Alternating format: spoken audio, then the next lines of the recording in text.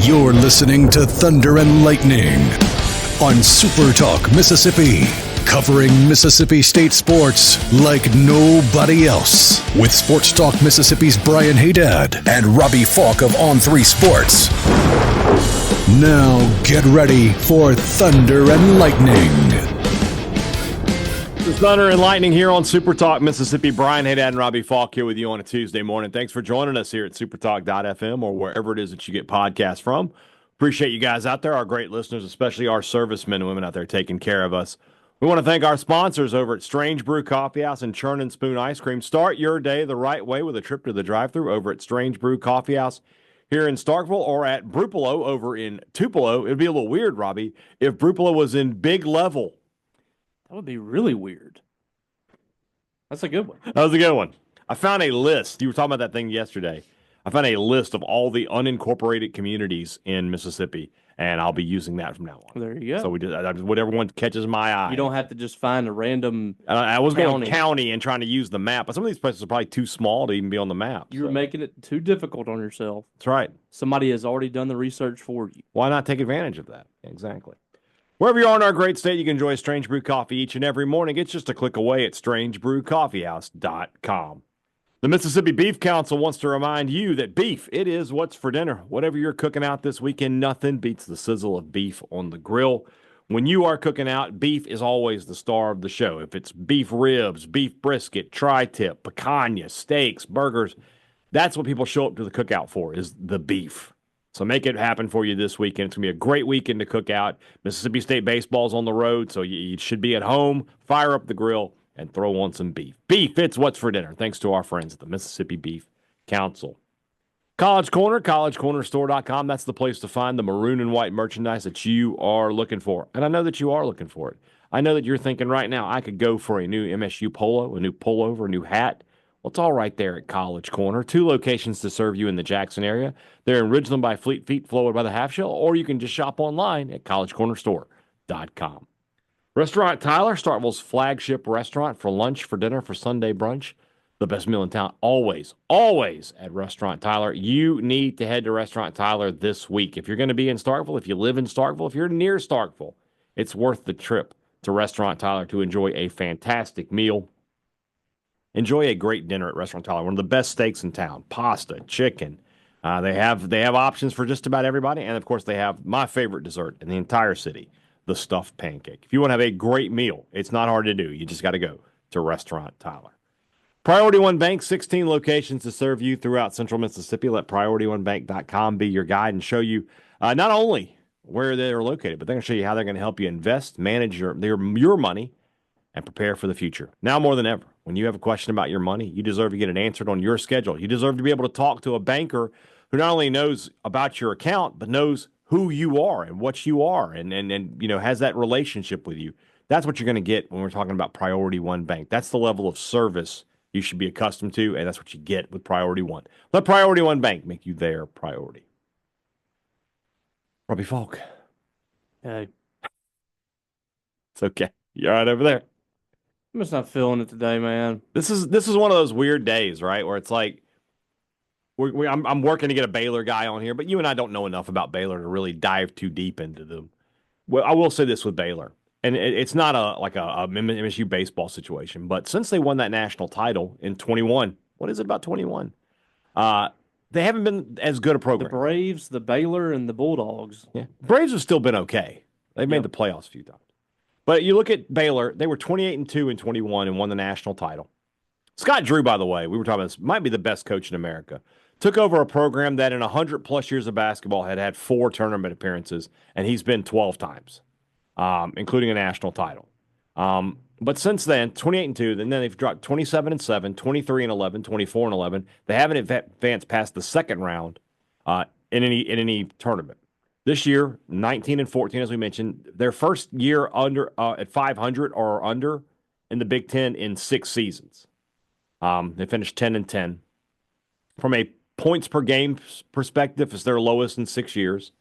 From a points allowed perspective, they were okay. Defensively, they're a decent looking team. They were preseason number 8 in the country and finished 19-14. So I guess Mississippi State and Baylor in some ways have some things in common. I think that if you ask the average Baylor fan about this team, they probably would feel like they underachieved a little bit. And in fact, if you really look at it, preseason 8th to 19-14 and a 9 seed, I think you can make a much stronger case that this team underachieved than Mississippi State did. So that makes that a sort of an interesting matchup. Both of these teams could use a win. Now, for Baylor, as we mentioned, they've won 3 straight, or I guess I should say they haven't lost in the first round since 2016. We'll just put it that way. Their last, you look at the last, I guess that's the last 10 years almost, or I guess 9 years. Lost in the Elite 8, didn't make the tournament. Lost in the second round, tournament's canceled. Since the tournament was canceled, national champions, second round. Mississippi State, as we've discussed, 2008 is the last time they won a game in the NCAA tournament. 1996, the final 4 years, the last time State advanced to the second weekend. I won't ask the question, who do we think needs this game more? Because I think we both agree it's Mississippi State, just from our own perspectives. Our own biases are going to creep into that. What does it say about Mississippi State's season if they win this game on Friday and advance to the second round? Does it wash away the stigma of they underachieved? Yeah, I think coming into the year, what it would say, they needed to get into the tournament securely. Mm-hmm. And I think the hope was like a 5 seed. They didn't get that. I get it. But the goals were get into the tournament securely and win a tournament game. Yeah. And that's taking another step forward. I think they've taken a step forward the first 2 years. You get in the tournament, albeit a play-in game. Last year, you improve your seeding. You're not in a play-in game. You were the 8th seed. And this year, you were securely in the tournament. You felt like you were in the tournament for several weeks. But it's now time to win a game. And I think you win a game here, you've taken another step forward. And now it's kind of like, what I hate to compare it, but the women did something similar under Vic Schaefer, although he didn't go to 3 straight tournaments to start it off. But they got better and better every year. And that's kind of what you're looking for Chris Jans here. He's brought consistency back to State, and in a way that's only really been seen here one other time as far as making the tournament.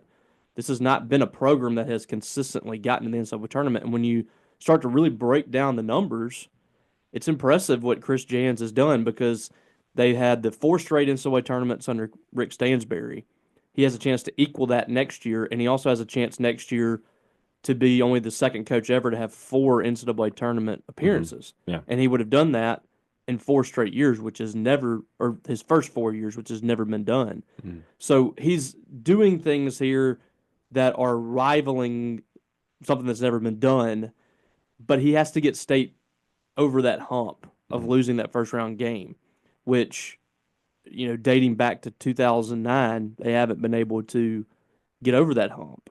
And I know they haven't had a lot of chances either since then. I guess, what are we at, 4 tournaments since that last, this will be, I guess, the 5th, the 4th or 5th tournament since that last win in 2008. So you've... Is that right? 2009. They won it in 9. 2019. And then 5. Yeah. So you're kind of at the point now where fans they're happy to go to the NCAA tournament, but they're kind of tired of losing when they get there. So I think people would like to see this team advance and see what can happen from there. And all you can ask for is a chance to play Duke. And that, we have seen, I think, 16-1, but I don't anticipate that happening in this one. But I think that if Mississippi State wins, we're about 99% they're going to play Duke. You would like to at least have a chance to measure yourself to see if you can make the round of 16. Yeah. And State hasn't been able to do that in a long time. We're coming up on, the freshmen coming in here next year were either 1 year old or not born whenever Mississippi State last won a tournament game. And that's a pretty long stretch now. We're now stretching it out, across a generation. So State really needs to get over the hump here. If they win that game, it'll equal or best Chris Jan's wins since he's been here. I can't remember exactly what he had the first 2 years, but you're taking a step forward in the sense that you made it to the big dance and you finally got over that hump. I think that's the most important thing. And if you do that, I think that you can certainly consider this a successful year. Mm-hmm. If you don't do it, I think it's still a pretty successful year, but you are coming back and saying, we could have done so much more with this. Yeah. Baylor is an interesting team when you look at them statistically. 4 guys in double figures, led by, I'm going to mess it up, but I'll just do the best I can. Norchad Omier, 16 a game. He also averages 11 rebounds a game, but he's not. If you see those numbers, you think, okay, he must be like a 7-footer. No, he's 6'7". So my guess is that's where you're going to see Cam Matthews matched up. Guy who shoots 57% from the floor, only a 29.7% 3-point shooter. So he's making his money in the paint. So that's where you're going to look at for him. He's from Bluefields, Nicaragua. Nicaragua. He played at Miami Prep, though. Wow. We mentioned VJ Edgecombe yesterday on the show. Mm-hmm. Highly recruited freshman. Mississippi State was hard after him. He ends up at Baylor. 15 points per game for him. He's shooting 35% from behind the arc. This is a team, I'll just go ahead and tell you. That could be Cam Matthews' assignment. Edgecombe? He's 6'5". He's 6'5". He's a bigger guard. My first thought is Melendez there. Yeah, Melendez. That actually might track. Other 2 players in double figures, Robert O. Wright III at 11 a game and Jeremy Roach at 10 a game. Their big man is Josh again, I'll do the best I can. Ojawana, who's 6'10". He averages 7 points and 6 rebounds a game. This is not a team that blocks a lot of shots. They're pretty active in the passing lanes. They have 252 steals as a team. So in 33 games, just under about 8 steals a game, if I'm doing the math right there. Out-rebound their opponents by about 4 rebounds per game. Only give up. Oh, is it? Oh gosh, Robbie, I have to say it, don't I? They give up 69 points per game. Oh no, say it. Nice. All right. You know what's really interesting about this roster? Where they're all from. Well, that's, Drew, got to think with Baylor, right? They're probably not drawing from like the big cities in Texas. They only have 2 guys from Texas on the entire roster. Yeah, I can believe that. I mean, Ajax, Ontario, Canada. Mm-hmm. I'm guessing. Mm-hmm. Cameroon. Yeah. Croatia. Mm-hmm. Oh, we don't like him. Nigeria. Mm-hmm. Nicaragua. Mm-hmm. Bahamas. That's where Edgecombe is from. Delaware, Michigan. Hi, I'm in Delaware. So yeah, the only 2 guys without. He was from Delaware, but he went to Montverde, which is in Florida, I believe. Yeah, interesting. Same with this other guy from who's from Texas. He went to Montverde. Who else? The other guy from Texas. Yeah, 2 guys from Texas. They're all. How many guys? They have 3 guys from Montverde. They signed their whole class. What's going on there? And then from a transfer portal standpoint, 1, 2, 3, 4, 5, 6 guys from the transfer portal, including Cameron Carr, who used to play at Tennessee. I remember him.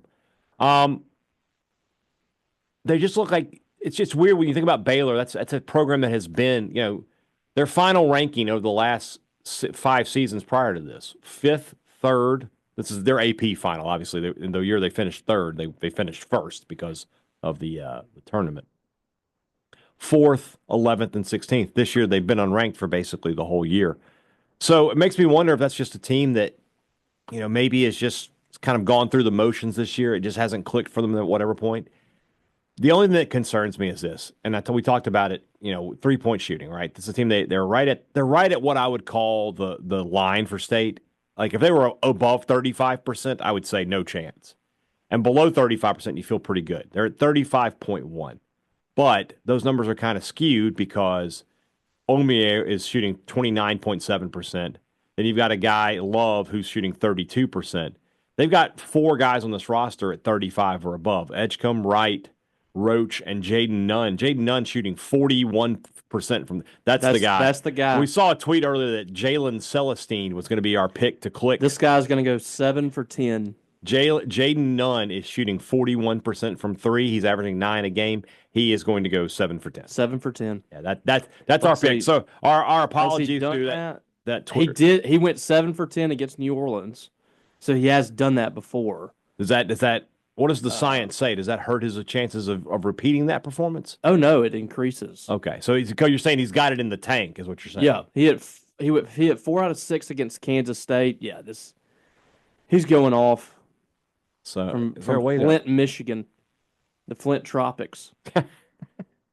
No, this is a guy who he plays every game, plays a lot of minutes for them. Yeah, this is going to be like a 6. That's our guy, Jaden Nunn. Keep remember the name. Number 2, Jaden Nunn. 7 for 10. 25 points. At worst, like 6 of 12. Yeah, that's the low end. Yeah, that's the low end for him. So it's going to come down to what? Yeah, you're going to hate me, Robbie. You really are. But it's going to come down to, can State put points on the board? Can Hubbard be a guy? Can I see more of the Hubbard I saw against LSU? Here's what I'll say about your point on that. Against teams like Baylor, I do agree with you, because I don't think that their defense is like what we would see with when State plays Alabama. Mm-hmm. The Alabama is very good defensively, good enough to where they can shut down Mississippi State for several possessions, and they can go on the other end and hit threes. I don't think that Baylor's defense is going to be as efficient as what Missouri. I thought Missouri was a team that really defended hard and caused a lot of issues for Mississippi State at times in their 2 games. Kentucky's defense. Kentucky was kind of one of those deals where State needed to outscore them and get a few stops. They needed to outscore them. Alabama at home was Alabama, but Alabama, like I said, like usually they can defend. Mm-hmm. This team, I don't think that they have that defensive prowess that the other two, at least not. No, I agree. This year, I agree. But they have length. Mm-hmm. When you have a guy like VJ Edgecombe who can score from the perimeter and get to the rim and has that size, that scares you a little bit. He's a problem. It's probably going to take a Cam Matthews or RJ Melendez on him. Like, I don't think that's not a Josh Hubbard. That's the good news for State is the two guys that the top 2 scorers for this team are the 2 guys you feel like you can match up well with. Matthews can match up with Ormier, Edgecombe, and Melendez can match up with Edgecombe, and then you just kind of hope the other guys can fill their roles a little bit. You hope that Keyshawn and Nwoko can be okay in the paint for the most part, but it's just okay. That's the ceiling. Is okay. But you're right. Like in this game especially, they're going to have to be efficient on the offensive side, and maybe even not even like efficient. They just have to have a string of scoring a lot of points. Yeah. And kind of hanging in there. Yeah, because I think Baylor's going to have some up and down moments offensively too. I don't think this is going to be a game where you're looking at what you did against Missouri and Alabama and Kentucky. Mm-hmm. Going to be very interesting. I don't have a good feel for it right this second, to be honest with you. I need to talk to somebody from Baylor, I guess, but I don't. It feels like, I hope it doesn't turn out this, but it feels like Michigan State. Like, really? See, I felt really good about that game going into it, and I was wrong. I mean, I felt good about it too, but that's what Baylor reminds me of. Is like, okay, that's what you're saying. They're a team that's usually in the mix for a 1 seed or 2 seed or a really good draw. They've won a national championship. They have under Drew. Obviously, they have a lot of tradition with him, and this year has just kind of been like a down year for them. And that's what Michigan State was last year. I see where you're going. Yeah, and that concerns me a little bit because those brands, they tend to find a little extra magic in postseason, even if they're having a little bit of a down year. Whether it be just like the expectations there, the coaching, because he's coached in so many tournament games, and I know Jans has now too. I mean, Jans is in his 3rd here, and he coached several at New Mexico too. I don't know. I don't know what to think right now. I'm kind of indifferent. I think I'm gonna do a deeper dive with Baylor and kind of look into their analytics a little more and kind of see where they fall, and maybe I can get a better gauge of things to see what this matchup truly looks like. But on the surface, it seems to be a fairly good matchup for both teams, like a fairly even matchup. Mm-hmm. I don't see either of the two having like a distinct major advantage in a big area that I think is like a game changer. I think it's definitely one of those deals where it's like a true 8-9 matchup, man. Like these games, a lot of times you can flip them from 8 to 9. It doesn't really matter. Both teams are fairly even.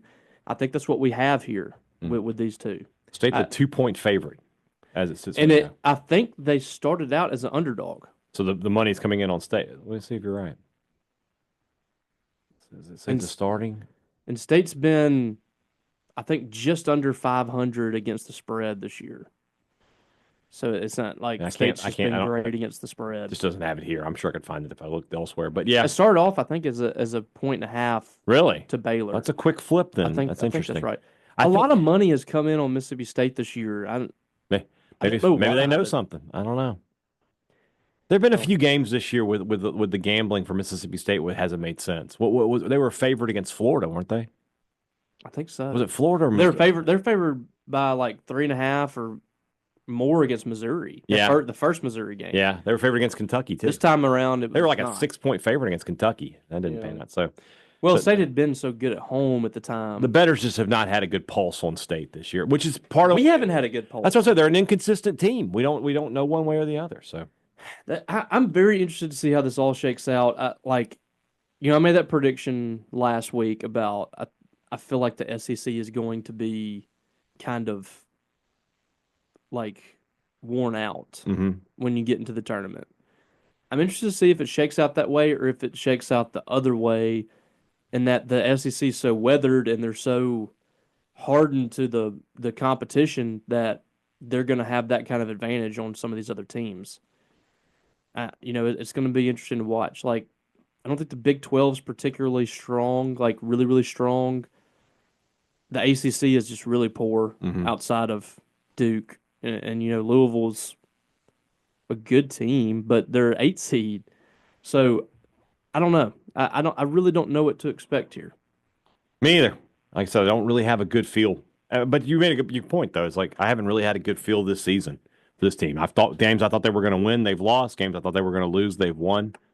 So maybe it's for the best, and then we'll see how it all pans out. We'll have a lot more on Baylor. We will definitely get somebody on who's a little more familiar with the Bears at some point this week, and we'll continue to talk college basketball for these next few weeks. Hopefully we can take it past this week, and we'll see what happens.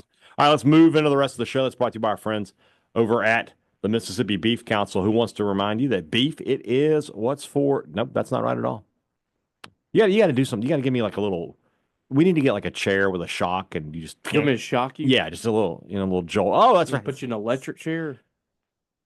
That's the bit much. It's just one. Roll on one. No. Make sure you wet the sponge if you do that, though. So I don't want to go out like that guy did. Mr. Cheezel, whatever. What was the dude? What was the guy that had the mouse or whatever? What was the mouse's name? Mr. Jangles. Mr. Jingles. Yeah, say it. Where's Mr. Cheezel? I have no idea. That's not a mouse. Thing. Yeah. You got to say it the way Mr. Jangles. It's like an A in there. He was the one that didn't get the wet sponge, wasn't he? Right. Yeah. That was a rough one. All right. Two Brothers Smoked Meats in the heart of the Cotton District is the place to find the smoked Southern Soul. You never know where we're going to go on this show. That's the great thing about this show. It is. We love Two Brothers. We love the older brother. Two of our favorite places in all. Mr. Cheezel was the guy was Kevin Nealon on Grandma's Boy. I've never seen Grandma's Boy. It's funny. All right. There you go. I don't know why thought that the mouse and Kevin Nealon were the same. You're like me, though. Once something gets into your head like that, I got to know the answer. I got to know where I came up with that. I get it. Mr. Cheezel. Mr. Jangles is who we're thinking. He's going to Mouseville. Yes. That's right. Anyway, fancy sandwiches, smoked Southern soul food. If you like to eat, Robbie and I, I also let y'all know a secret. We've eaten before, Robbie and I. We've eaten many meals of food at many different restaurants, and we're here to tell you that Two Brothers and the older brother are two of the best.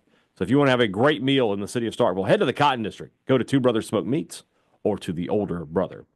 Great products, great service. Every business likes to promise it to you. They deliver it to you at Advantage Business Systems. That's what they've been doing for 50 years. 50. Whenever you need technology for your business, give Advantage Business Systems a call. And then if you need service, it's the same people, it's the same number, it's the people you have a relationship with that you know and that you're going to be talking to for years going forward. Anything you need from a business technology standpoint, you need to call Advantage Business Systems. 601-362-9192 or visit them online, absms.com. Find out how Advantage Business Systems will help your business do business. Today is St. Patrick's Day, and Robbie and I are both wearing our greens. There'll be no pinching happening over here. Robbie, just by coincidence, though. That's what he said. Like, what are the odds? I just picked out a shirt, and it was green. Yeah, I knew that it was St. Patrick's Day. But I had no – I remember on Friday or Saturday, I saw some people at Sunday sharing that they were at the bar or something. So I was like, okay, St. Patrick's Day is coming up, but I've completely forgot about it. Robbie just hates the Irish. I have Irish blood. So you hate don't act like you don't hate yourself. Well, sometimes. There you go. What I was going to say is that if it was Green and Co., we would go there on St. Patrick's Day. But since it's Maroon and Co., we'll go there when we go to Mississippi State sporting events. And that's what you need to do as well. If you're going to be in Starkville, head over to Maroon and Co. to pick up some new gear, to pick up anything you need for your tailgate, to make your house look, let everybody know that you're a Maroon and White, a Mississippi State supporter. Whatever it is, Mississippi State, they've got it at Maroon & Co., the biggest and best selection in all of Starkville. Use our promo code Thunder15 to save 15% off. Regular price. Some exclusions apply, but don't worry about those exclusions. Just go buy it and figure it out later. Next time you're in Starkville, make sure you're headed to Maroon & Co. All right, Bulldog baseball back in action against Jackson State today as you're listening. Not too much to talk about with that one, right? It's Jackson State. It's going to be. RPI is going to go down. State will bring out the bats and they'll have a good night, and it'll look like they're roaring and ready to go again. And then they'll go to Oklahoma and we'll see what happens there. Yeah, I mean, you got me curious what Jackson State's RPI is. I'm going to guess it's not great, but it might actually be because this is early in the season when everything's adjusting. You want to guess the number, or do you want to do an over under? 298. You are too low. It's 272. Oh, so makes me wonder. Valley not last. Valley has a win already. Congrats. They're at 305. What's Jackson State's record? Jackson State is 8-6. Nice. Who have they beaten? That has been a good SWAC program though. Like they've consistently been solid. Yeah. That's not a terrible program by any means. So you'll like some of this stuff here. Jackson State is 1-2 in the SWAC, right? Mm-hmm. But they've already played 1, 2, 3, 4, 5, 6, 7, 8, 9, 12 games against SWAC teams.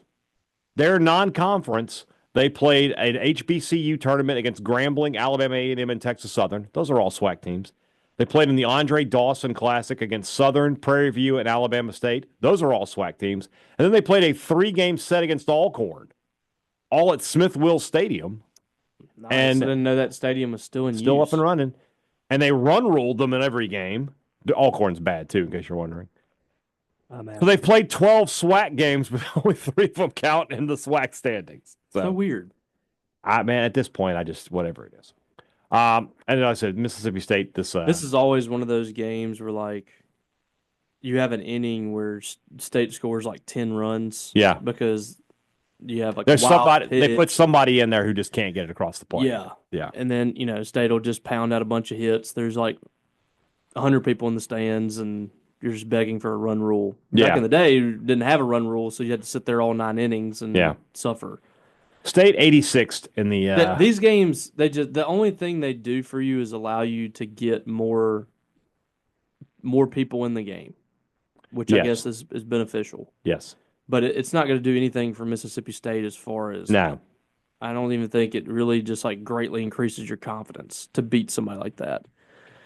The only thing that would be bad is losing it. Yeah. So I don't think that's going to happen. But you never know. We've seen Mississippi State lose to a SWAC school. It has happened, 2020, I think they lost. They lost to Texas Southern. That was a miserable evening at the ballpark. So for the Many week, more have followed. yeah, you mentioned, we talked about Hunter Hines a little bit yesterday. Thought maybe he was starting to figure some things out. On the weekend, last weekend, he's 3 for 10. So I mean, technically that's hitting 300. But once again, from a left on base standpoint, he had a couple. He was there in the bottom of the seventh against Texas in game 1 on Sunday. Left on base is a huge issue for Mississippi State, and it has been for the past couple of years. They squander a lot of opportunities. They get the guys on base, but they cannot cash them in. I'm certainly not a person who can speak intelligently about hitting. Never played baseball. I get that, but I don't have to be a chef to tell you that my steak's overcooked. And there's something about State's approach at the plate, and again, I don't know what it is. I'm not going to try to tell you what the problem is. I can just tell you that there's a problem with the way State approaches some of these at bats with runners on base. Because if you're getting the guys on base, obviously something's working there. Yeah. But at the same time, if you can't cash in, something's not working.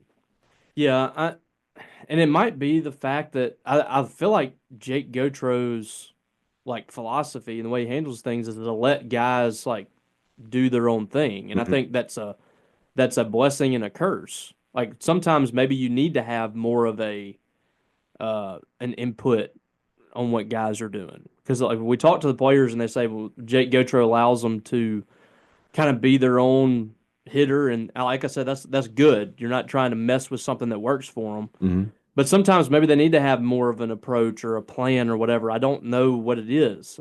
Sometimes it's like this pitcher has a change up you need to look out for. Or this guy likes to put a fastball here. He likes to work behind the count or work opposite in the count.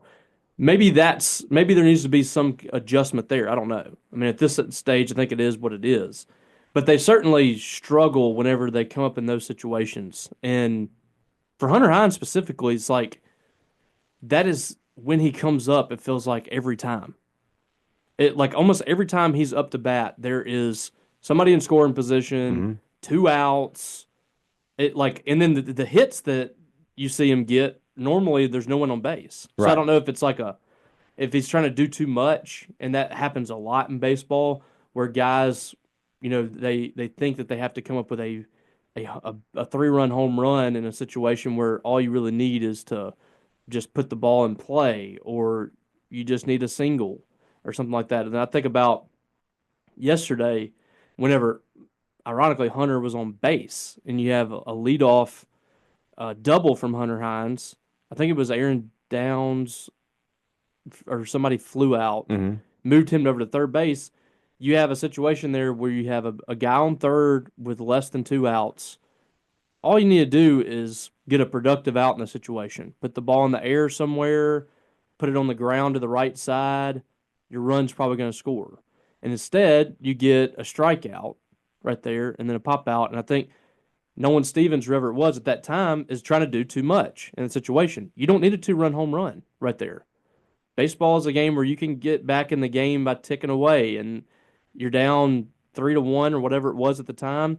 Getting a run across the plate right there would have been huge. Now, they ultimately tied the ball game up, but it's just like this team, I feel like, tries to do too much in those situations when all they need to do is put the ball in the air, get the ball to the right side, work a walk, have a good productive at bat. And instead, you come up there and you're swinging out of your shoes on a pitch that is not hittable. We see that a lot with this team, I feel like, and I don't know. I don't know what the fix is. I think it's kind of who they are. They come and go, and then they'll have a stretch of games where they're going to be really hot at the plate, and then they'll go a stretch of games like this weekend.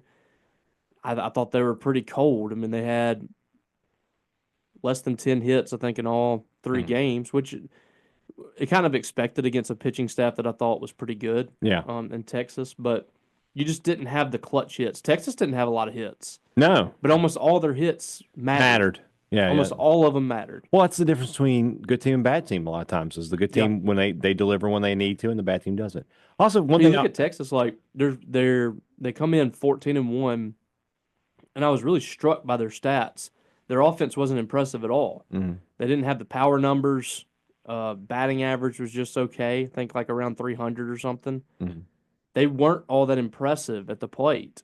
And you're sitting there going, how are they winning all these games? And you saw yesterday and Friday why they're winning all those games, because they make their hits matter. Mm-hmm. And at the end of the day, that's all that really matters, is who gets the most runs, and they found a way to win all three of those games. Are you surprised that State hasn't found a way to get Garrick Fry into the lineup every day?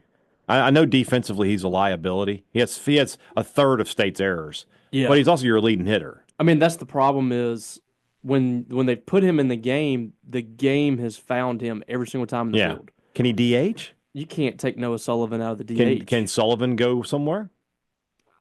He'd go to first, right? Well, they're not taking Hunter Hines out. Then because I guess the answer to my question is there's no. They can't. Yeah. And see, like, you got the outfield, you already got a log jam there because you want to get Aaron Downs in the lineup. Reed Stallman has a lot of potential, so they're trying to get him in the lineup more often.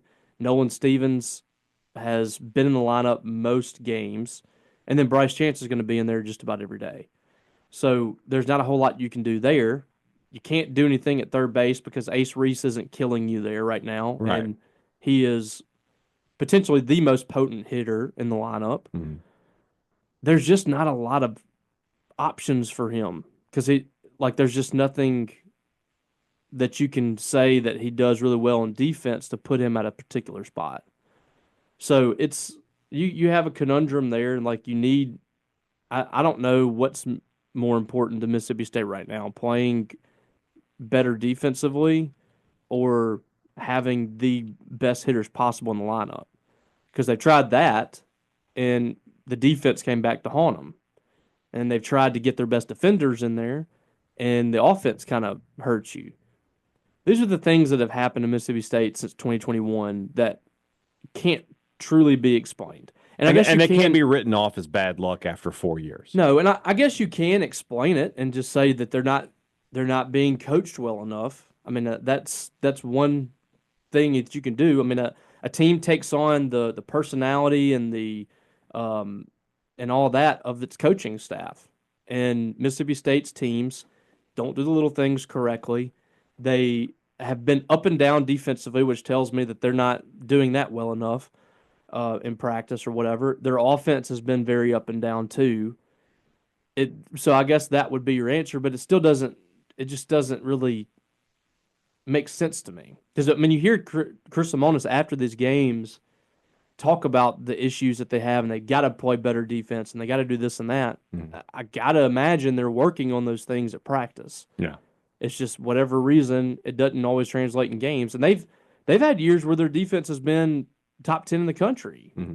They've had years where the defense has been, the reason they're losing a bunch of games. Yeah. It's just it's what's happened since the national championship season. Everything that they fix, mm-hmm. the other side, fix one leak and another one pops up. Yeah. Basically, yeah, I agree. It's Vegas vacation when Cousin Eddie keeps plugging all the holes with the gum, or it was either Eddie or Clark. Clark did. Yeah, that's what's happening in Mississippi State baseball. You plug one hole and another one pops in.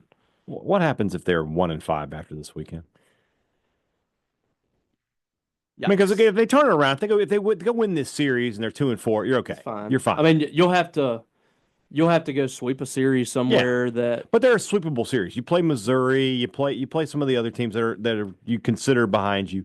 There's a series in there you can certainly sweep. The sweeps either they make a really break. really help you or kill you. Yeah. When you lose a series, you can it just looks different. Had State won that third game, mm-hmm. The whole weekend to me would have looked different. I mean, you can chalk it up. That's a top 15 team in Texas. They're around top 10. I think it's a team that's very good, very talented. I can chalk that one up as just a tough weekend for State. When you get swept, it just puts you way behind. And I don't know what this looks like this weekend. I don't really know what Oklahoma is just yet. I know that they've won a lot of games, mm-hmm. and they're not losing So it's going to be tough, but State's got to find a way. And, last year they had a tough non-conference, and you come out, you play really well in the first weekend or so, and it looks like, you're set up. And they never were really battling from behind last year. They kind of stayed ahead of the curve. They had chances to move even further ahead, but that team last year, they kind of stayed on pace. There were some more winnable series out there, like Florida and Arkansas, but I thought that team kind of stayed ahead of the curve. This team has already dug itself in a hole, and now you got to go on the road 2 weeks in a row. You got to go to Oklahoma and LSU, 2 top 10 teams. It's brutal. Yeah, it's going to be tough.